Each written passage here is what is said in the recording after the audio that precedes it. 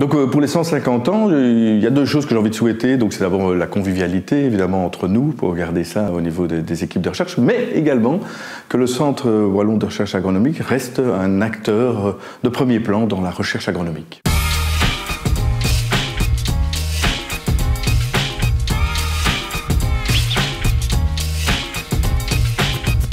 Quand on parle de recherche, on sous-entend d'office qu'il y a de l'observation ou de l'analyse qui est faite. Donc, de ce fait-là, le CRAW a une expertise dans le domaine analytique, notamment avec l'utilisation de la lumière afin d'interroger la matière pour pouvoir répondre à des questions.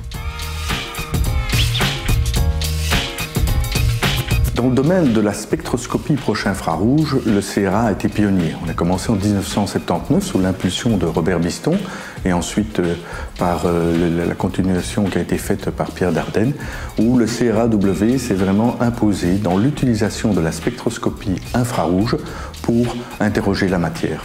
En fait, on va utiliser la lumière pour interroger la matière et pouvoir avoir des informations tant sur les produits animaux et végétaux et après pouvoir utiliser cette information pour pouvoir mener nos recherches.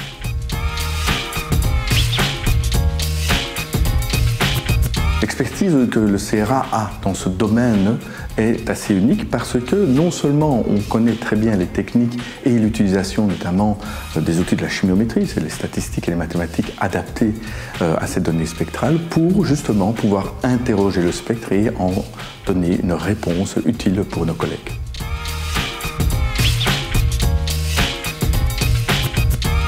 L'expertise qu'a le CRAW dans le domaine de la spectroscopie proche infrarouge permet justement d'avoir des outils d'analyse innovants et respectueux de l'environnement et que nous cherchons à développer pour analyser de manière rapide. De plus en plus, nous allons vers l'échantillon, c'est-à-dire qu'on va faire des analyses en champ, en ferme, en verger ou dans les industries agroalimentaires.